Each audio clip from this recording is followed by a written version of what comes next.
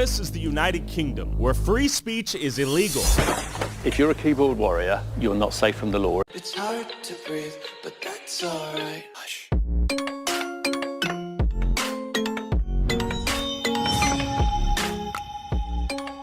Yo, my beautiful people, you know what time it is. It's your boy Shady, the one and only. And today, guys, we are back again. Today, we are going to check out inside the country that banned free speech.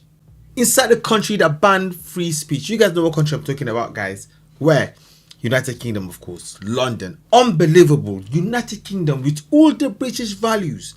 With all the British values. Alright, the UK, London trends for many good reasons, but now, for you guys to know the state at which London is, the whole world is looking at the UK. The whole world is looking at London and they're seeing what Londoners, what British people, what we all are going through. It's a shame. Anyway, guys, without saying too much, let's go straight to action and check this out. First of all, guys, we are just going to give Tyler Oliveira some support, subscribe, like, and let's get to action. This is the United Kingdom, where free speech is illegal. If you're a keyboard warrior, you're not safe from the law if you incite violence. Hate speech is a crime. What are you being persecuted for right now? This guy has suffered. You see this man here? He has suffered. Okay, I'm not going to lie. He has suffered. Suffered so much. Telling the truth and showing the public the truth of journalism. Journalism's dead. Anti-social behavior can put you in jail. I'm arresting you. This is in relation to some comments that you've made on a Facebook page. This is our reality right now. Some people will watch this video and be like, nah, man, you're not talking about the British people. You're not talking about London. You're not talking about those people that love tea, crumpets, royalty. They've got all this. Guys, this is the reality of this country.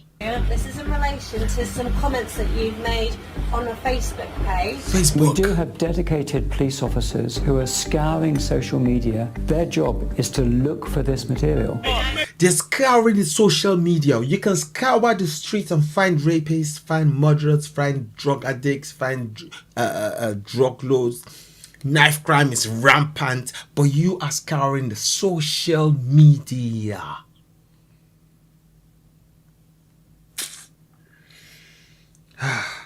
Misplaced priorities. This is where it's a classic case of misplaced priorities. I disagree with Tommy, but come on, freedom of speech. He's making comments on an open forum, which is social media, which is deemed to be offensive. They don't believe it. They don't believe it. You know what freedom of speech done with them? I've been asked to come speak to you to make you aware that your comments are visible online. Let me speak to you, yes. Yeah, what's up? It's about comments which have been made on social media. So there was a report about some police being attacked. Many believe these laws operate within a double standard known as two-tiered policing. Two-tiered policing. Protected groups don't get punished while others do. Look, 92. Now I've come here because of them babies who's died, and I'm being arrested. There's no two-tier policing.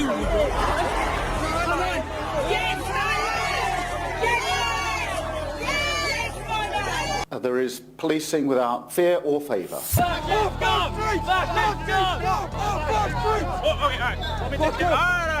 Hey, I'm a non-violent guy. Why do I have to turn off? Where's my freedom of speech? Recently, this 61-year-old man named Peter Lynch was convicted of violent disorder after shouting scum and child killers at police and holding this sign. Get back from the shield! I pray for my children! I pray! He was sentenced to jail for 2 years and 8 months and killed himself in prison out of fear of Islamist prison gangs killing anyone associated with the term far right. They're calling a man far right. Imagine a lot of people that have zero criminal records being taken to jail for comments that they made. Meanwhile, on the streets, London streets are not that safe. Okay, every day, they say every hour, yeah, rape is being reported every hour.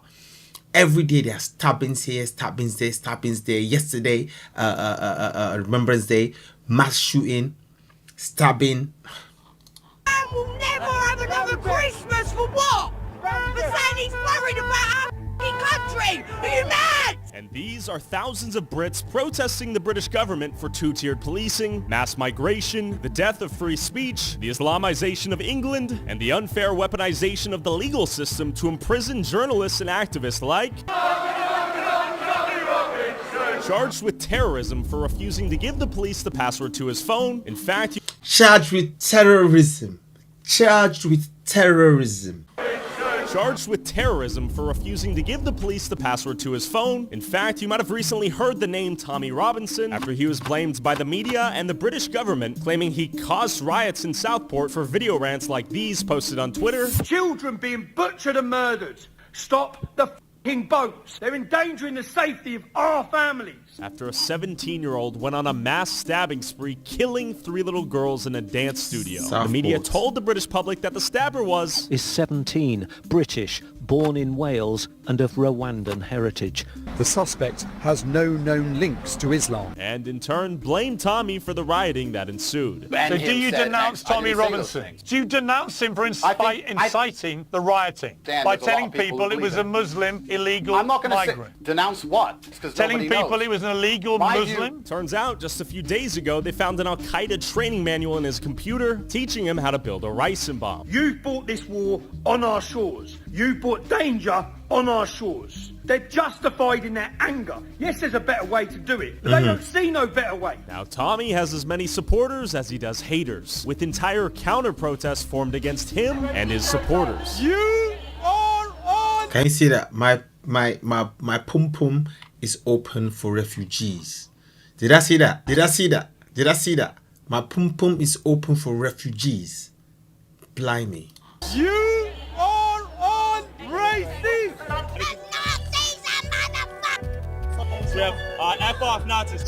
And with nearly the entire British mainstream media labeling them far-right, Islamophobic, racist, and fascist, how did England become this divided? How? Is Tommy Robinson a far-right, Islamophobic racist? Or is he a brave journalist speaking up on real issues the mainstream media refuses to acknowledge? This issue is political Islam. It's political Islam that's spreading across this country. 1,000 years of culture and history is nearly gone. You're a young English man. You should be proud of who you are, not searching for this. I embrace you to leave Islam. Come back, man. Our entire next generation don't know who they are. They've been beaten down so much, abused so much, made to feel ashamed of who they are. Do you think the UK ends in civil war? Inevitably, the whole of Europe will end in civil war. But to understand the state of England today, we'll have to go back in time 15 years ago to Tommy's hometown of Luton, where he started the infamous English Defence League. This is a 50% Pakistani Muslim town. The town is dominated. The streets are controlled by Pakistani drug gangs. White English are a minority. This is the blueprint for every town and city across the UK. Why did you end up founding the EDL? What was the impetus? What was the catalyst? I'd grown up and watched the change in the town. I'd watched the demographic replacement, and I'd seen the attack on freedom. I'd seen the two-tier policing, the two-tier justice, the two-tier everything, where one community, the Islamic community, are treated with kid gloves and everyone else was treated with iron fists. There were prostitution, drug gangs prostituting young white English or black girls, and the police were doing nothing. More specifically, Tommy is referring to the now infamous grooming gangs, where thousands of non-Muslim girls across England every year are targeted on the basis of being white, referred to as easy meat by mostly Pakistani men who would get them hooked onto drugs and then sex traffic them. Tommy's You know, this topic is a very difficult topic to talk about. Very difficult. All right, you have to pick your words when you talk about a topic like this. Okay, and because Tommy is calling out all the crimes, all right, he's focused his time to call out all the crimes that have been committed in his area because he's local to Luton. He's calling it out. Well, he's been labelled far-right racist. So basically, whatever he does, far-right racist, that's what everyone says.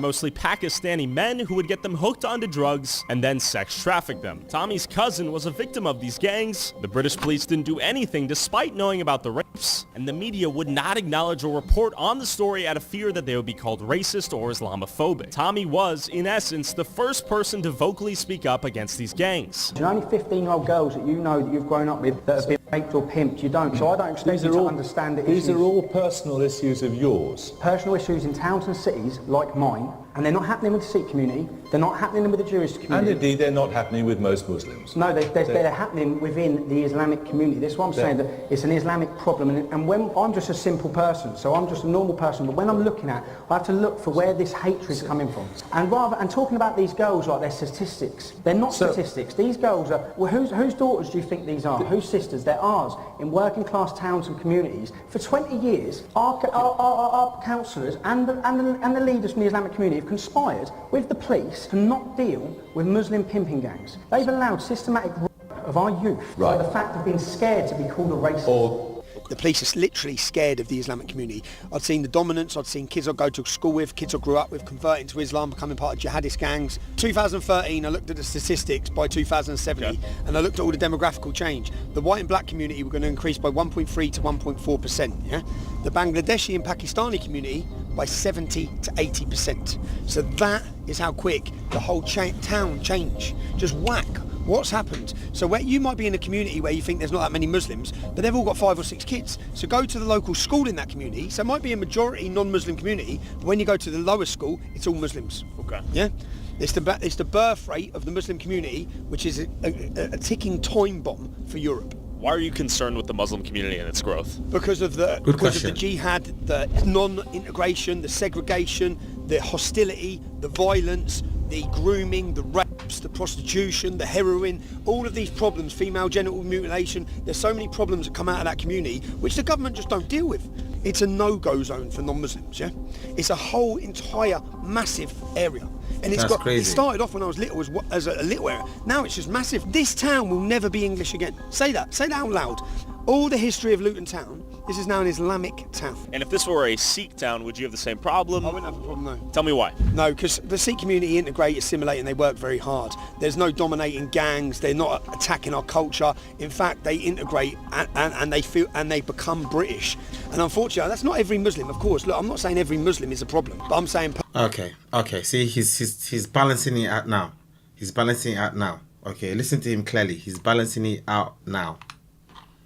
Tell me why. No, because the Sikh community integrate, assimilate, and they work very hard. There's no dominating gangs. They're not attacking our culture. In fact, they integrate and they become British. And unfortunately, that's not every Muslim, of course. Look, I'm not saying every Muslim is a problem, but I'm saying per se, the Islamic community, there's no integration, assimilation. There's big problems. Straight on, bro. Just pull up straight on that road, and we'll get out of the car there, yeah? On the double yellows. Okay. And is Luton ruled by Sharia law right now? The Islamic community, the Islamic areas, yeah. That's their areas ruled by Sharia law. That's we are risk coming in here with you, given who you are. Wait, stop it. Is that Sharia law in the UK? Is it? Okay. And is Luton ruled by Sharia law right now?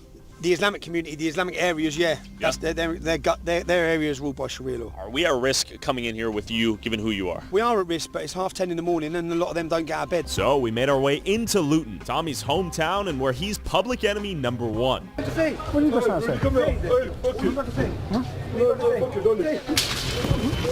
There's many times I've been attacked in this town centre, many times I've come under violent confrontation in this town centre, but this is my town centre. You see what these are? You obviously understand what these are. What are these? These are diversity barriers. These? Well, they're to stop terrorist attacks. It's real? I'm not joking.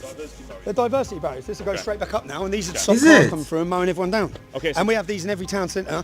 You know our Christmas markets? Christmas markets now are literally just entire things like this, fortified to get anywhere near the Christmas market because they expect cars to come flying into them. So as I said, the more Islam, the less freedom. Okay, so are you Islamophobic? There's no such thing as Islamophobia.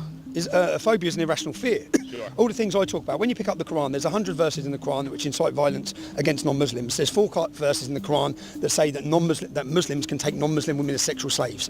Actually, one of those verses say they're blameless. Now, when we see the statistics that we have in the UK, Muslims make up 5% of the UK population. They're responsible for 90% of the convictions of groups of men that young kids. Why? Why isn't it Sikhs? Why aren't the Jews doing that? Why aren't the Hindus doing that? Why is it the Islamic community? 30% of the men convicted of gang rape of children are called Muhammad. Islam promotes it. Do you think Islam promotes it or extremist Islam? Muhammad. Was Muhammad an extremist? Muhammad beheaded 600 people in one day. Muhammad women. Muhammad married a 6-year-old when she was 9. When people say about extremism or Islam, there is only Islam. There's not extremist Islam, moderate Islam, there's Islam. Can you explain the difference between cultural Islam and religious Islam? Many Muslims are just born with a Muslim identity and they feel like they have to defend it, yeah? Okay. But even when you're talking about it, they don't know what they're defending. Sure. They don't know everything about the life of Muhammad. They don't know he murdered, he pillaged. They don't know the life of Muhammad. But they're born Muslims. So I'd say they're cultural Muslims. But then you have the real religious fanaticisms, the fanatics, which this town is full of. Or how did this town become the terrorist capital of Europe? Well, because we allowed Al-Mujahideen, in fact, our government foreign policy was to actually, when the Soviet war was going on, when it suited us to fund radical Islam with the Taliban and groups like this in Afghanistan, we gave home to many of these groups. So this group in this town centre, Al-Mujahideen, who are a prescribed terrorist organisation, their head office was here in my town. There's 60% of the Muslims in jail for terrorism, ex-members of that group. Their head office was in this town centre. One day to eradicate Muslim law from Britain, and with the generations to come from the rest of the world, to fulfill the prophecy of the Prophet that the whole of the world will one day be under the authority of the Muslims. In 2004, I started my first demonstration against them. In 2004, called Ban the Luton Taliban, and I was targeted since then by Islamic gangs for trying to talk out. And all I was trying to highlight is these are jihadists, these are terrorists. And literally, where we're walking now, you see there's a bakery here called Don Miller's Bakery. They used to have a stall set up every Saturday recruiting for terrorism. If you want to know how powerful the word racist is, if you want to know how the power of political correctness, our entire police forces across the country were paralysed with fear to allow the rape of a generation of our daughters. 1,000 girls in Telford, 1,400 children in Rotherham. The police were fully aware that the children were being prostituted, ganged and kidnapped by Muslim gangs, and the reason they didn't act, which has come out in government studies, because they were fearful of being called racist. An 18-year-old migrant who came on a boat 6 months ago murdered a 27-year-old Englishwoman who was working in the hotel that he was being housed in. So in hotels, there's a hotel here, there's a hotel there. Yeah, we can go to the hotels if you want after this, yeah? So in these hotels, they have housed so when migrants come into our country, they get put straight in these hotels. We pay for them. And just yesterday, an 18-year-old migrant murdered a 27-year-old Englishwoman working in the hotel. And 2 days before that, an Afghani put in a military base who we'd brought here to give freedom from Afghanistan, he sexually raped a 16-year-old. So was there a public conversation at this point, or did you start that? Did you pioneer the conversation discussing this? No one would discuss it. Everyone's too scared to discuss it, because when you try and discuss it, you just get attacked violently. Were you violently attacked the moment you started talking about it? Instantly. I've had 12 government Osman warnings. There's 6 Muslims right now in jail for 30 years. They got caught with guns, suicide bombs, everything on the way to murder us. They got there 2 hours late. They were arrested then in their car, where they found their suicide vests, etc. I've been under constant attack, constant death threat, life in danger. Even just 6 weeks ago, my mum and dad had to be relocated for threats to murder them. So this is insane. Listen, this is insane. Please, guys, comment section. I need to hear what you guys know about this, your take on this. This is really deep and insane. When I thought that, I've heard quite a lot, from Tommy's documentaries before, when you guys recommended it to me like last year. Wow, this is scary. Well, let's keep listening. Why make this your cause? Why were you willing to take on the threat here? Why is this so important to you? Why are you so concerned? This is my country. It's our country. Let's stop pretending that we have welcomed guests into our nation, have now overstayed their welcome. They're changing this country. They're not here to integrate. They're here to dominate. And I know you've had immigration. When I hear about Americans and they're moaning about Hispanic immigration, I think you've got no idea, lads. You've got absolutely no idea. You have just opened your borders to 8 million migrants from Somalia, Syria, Iraq, Afghanistan. You're going to see what's coming. We're walking right now. Are you concerned? Are you nervous? Yeah, they'll be on Crazy. the phones, 100%. What do you mean? Any one of them that would have seen us will be straight on their phones. Doing what? Phoning more Muslims. For what? To come and get us. Come and get us? What do you mean? To come and violently attack us. For what? Having a conversation? But, mate, you're not allowed to talk about Islam. Tell me about the concerns you have regarding... So you're not even allowed to talk about it. So somebody just talks. Just talk, want to talk. Let's talk about this, I feel that I have an issue, so basically someone says, oh, they feel they have an issue and they want to talk. You're not even allowed to talk about it. For what? Having a conversation? But, mate, you're not allowed to talk about Islam. Tell me about the concerns you have regarding freedom of speech here in the UK, the loss of it. There is no freedom of speech. Freedom of speech is gone.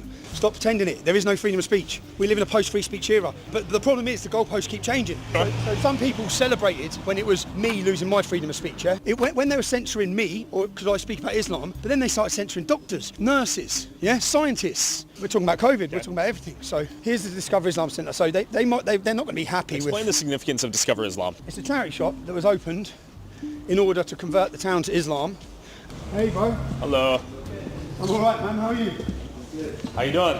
The purpose of this shop is to convert the town to Islam. Okay. Right? That's right? It's for dawah, yeah. To convert to dawah. Not to convert to invite. Wow. Wow, this is very, very crazy, mate. This is getting crazier and crazier and crazier than I thought, you know what I mean? Okay. Look, I'm even getting sweaty. Like, it's making me sweat. Wow. Okay. Okay. And the man who opened this centre, the first manager, was called Yusuf Bonner, and he said he actually had to resign because I exposed who he was before they opened the shop. This was funded by Ira, Abdul Rahim Green, so the people behind this centre are radicals who believe in punishment for adultery, all these sorts of things. What are your thoughts on that? No, it's not true. That is 100% true. Okay. Was you when this centre opened and the council opened it, I looked into everyone behind it and I done an expose, and the manager had to resign before the day it opened. Well, I don't know too much. I've only been working here like a few months, to be fair. Okay. When did you convert, bro? Me, a year ago. A year ago? Yeah. How do you like Islam thus far? It's peace. It's peaceful, like it makes me feel like I can show the world the true me. And it's the true religion, really. Can we get the Quran? Have you got the Quran? Can I touch it? Yeah, of course you can. You sure, yeah? Why couldn't you touch it? Because I'm not clean. I see. If you can look at verse 65. So this, as for such of your women as despair of menstruation, if you're in doubt, their period of waiting shall be 3 months, along with those who have it not. And for those with child, their period shall be till they bring out their burden. And whoever, what's that mean? Me, I don't know. Like I said, I've only been that talks about divorcing prepubescent children. Doing my research myself. I don't want to put you doing it. Okay, so if you're new, I'm not here to. Yeah, sorry. I guess my problem? So not to put you in an awkward position, yeah. Because my problem is that verse talks about divorcing prepubescent children. That's what that verse is about. Yeah. So Muhammad married Aisha when she was how old? That we do not know fully yet. Know. We know from Sahih Bukhari and Sahih Muslim, the two of the leading world hadiths. So how old was Muhammad then when he married Aisha? How old was Aisha? Aisha was probably about between 9 and 11, I would say. No, she was 6. So Sahih Bukhari and Sahih Muslim are two of the most recognised. The problem is, it's great if you think she was older. That's still a bit strange at 9, 11. But it's great if you think she was a lot older. But the problem is Sahih Bukhari, which means authentic. There's 5 leading authentic hadiths, and they state that she was 6 years old, and he raped her when she was 9. They'll say marriage, yeah? Got it. Would you date an 11-year-old? No, obviously not. So do you believe Muhammad was perfect? Yeah. But Muhammad, you just said married an 11-year-old. Because things were different back those days, they weren't now. So he wasn't perfect in this modern time. But if you look back in the history, like even kings of England, they married Richard younger. Lionheart had an 11-year-old wife. Yeah. But we don't think Richard Lionheart's perfect. We don't want to build this whole country based on what Richard Lionheart lived his life as, whereas you want this country to be on what Muhammad lived, yeah? Me, like I said, I'm still new in it. I'm still new to Islam, like, so... My point was that this shop has been opened by my council to convert everyone to Islam. And unfortunately, look, you've got a revert here. You'd call yourself a revert. I'd say a convert who doesn't actually know anything about Islam. Do you think that's true? No, I do know a little bit, but obviously I'm still learning. I'm still learning. Student. So you're a student, but you're not allowed to leave Islam now. What would happen if you left Islam? What would happen if you left Islam? Nothing. So Muslims should be free to convert to Christianity. A lot of them are. To be fair, should they be free to convert to Christianity? If that's what they want to do, yeah, of course. So Muhammad says they have to be killed. Idolaters must be killed. Mate, if you want, I can teach you on Islam, so then you can undress like this and come back to our side and enjoy your freedom. Put you in, and I made the choice to come to Islam. But so if you don't think that was heavenly, like Allah has sent someone to marry a child and have sex with her when she was 9, is that perfect? Come on, bruv, is it perfect? That one I have to go to no comment. You have to go no comment. So your point is, you know it's not perfect. So what you've joined is you've joined. You're a Luton boy. Yeah. What school did you go to? Ashcroft. So you're from up Stopsley? Yeah. That's where I'm from. How old are you? 31. 31. See how the town's changed? See, the town's changed because you ain't got an identity, bruv. Because your identity, you're a young English man. You should be proud of who you are, not searching for this. And the reason that this is strong is...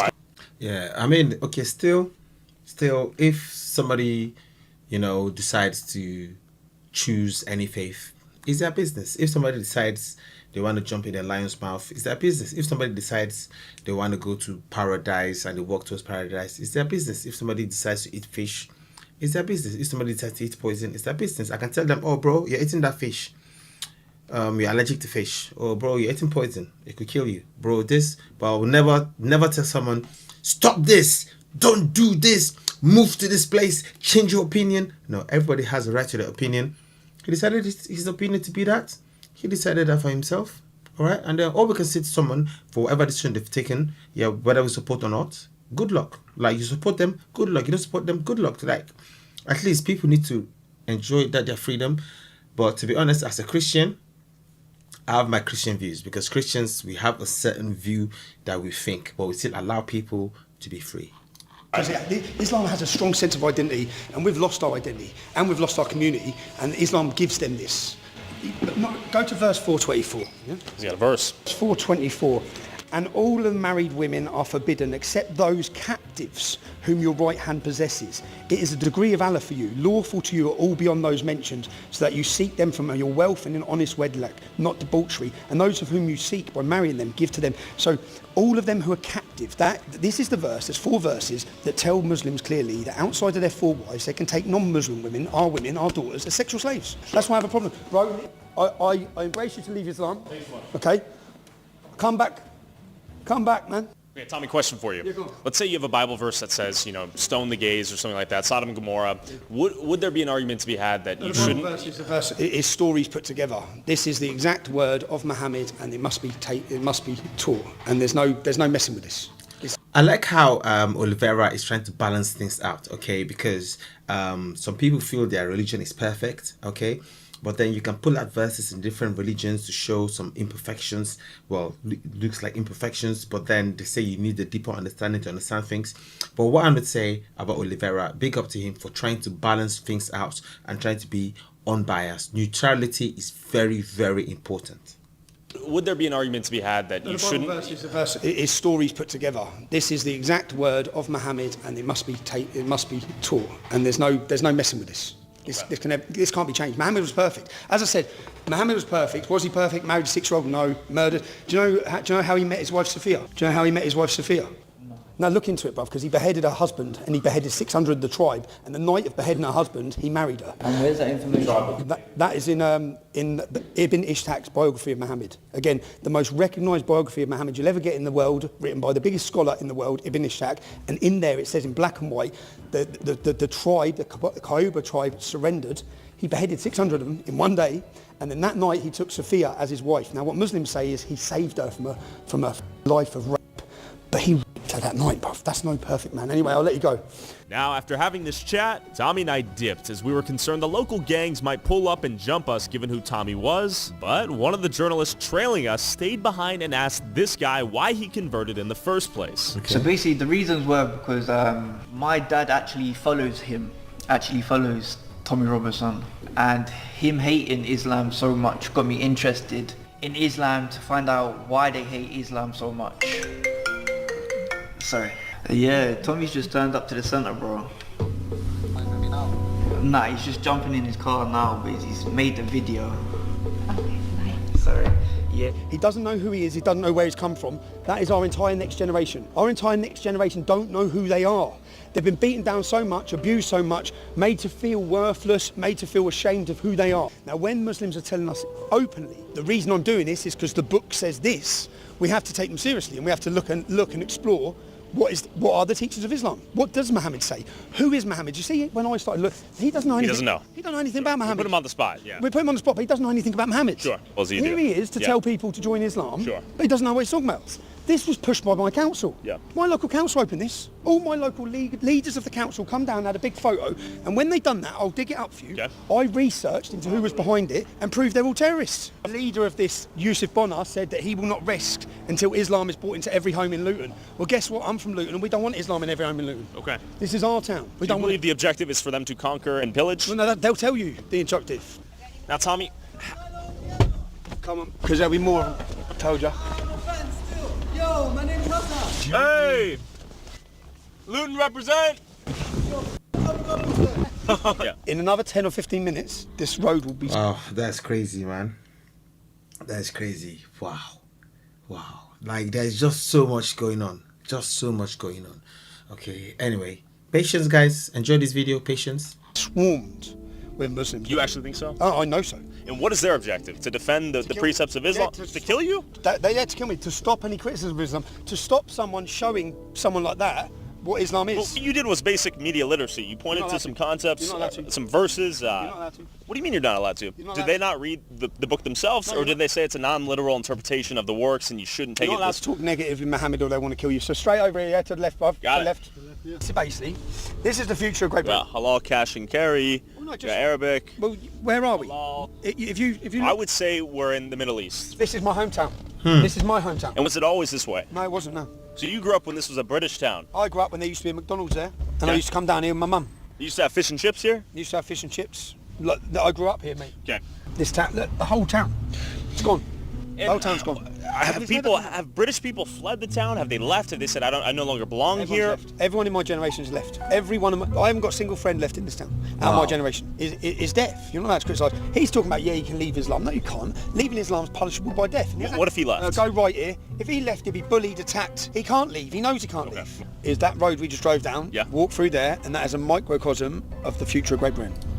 Anyway, I mean, one thing that I do know, okay, there's some things that I do know though, like in my country, right,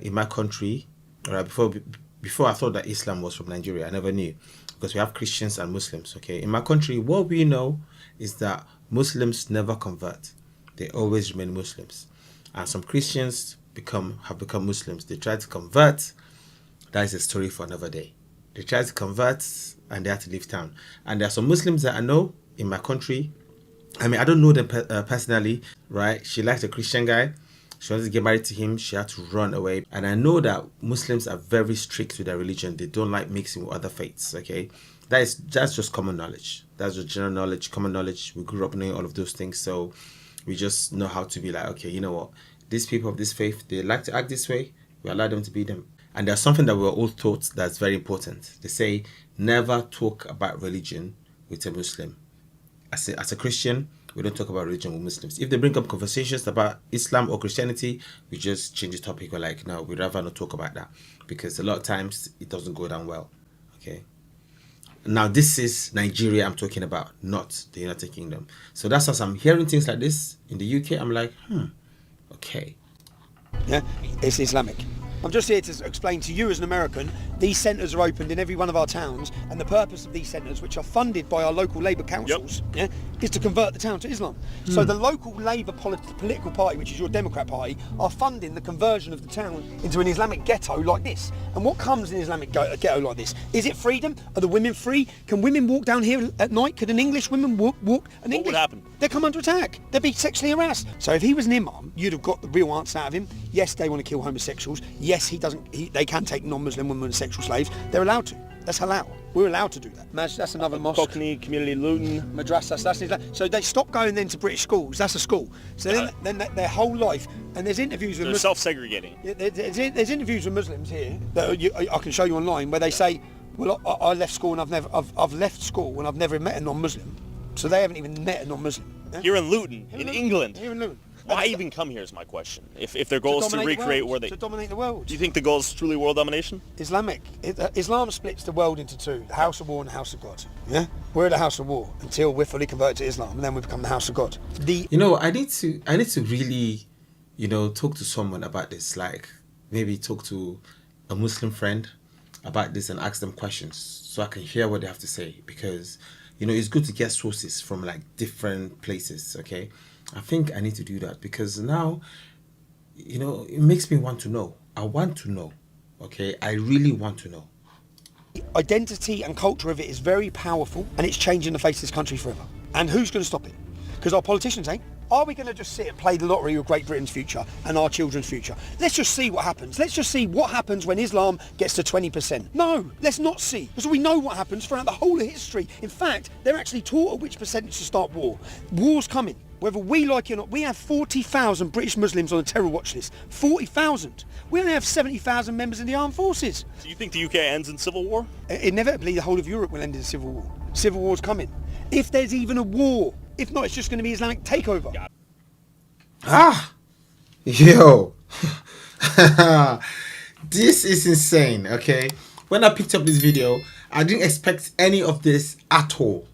Or I didn't expect any of this at all. This is some craziness, you know, some crazy mad things that I'm hearing in this video, okay?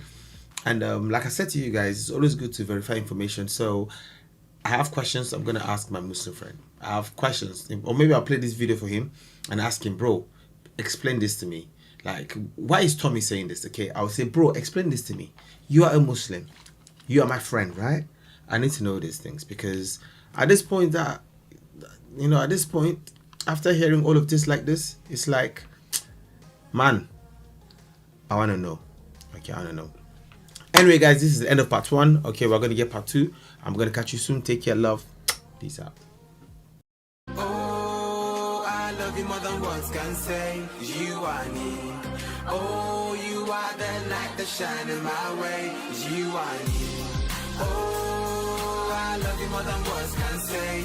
You are me. Oh, you are the light that shine in my way.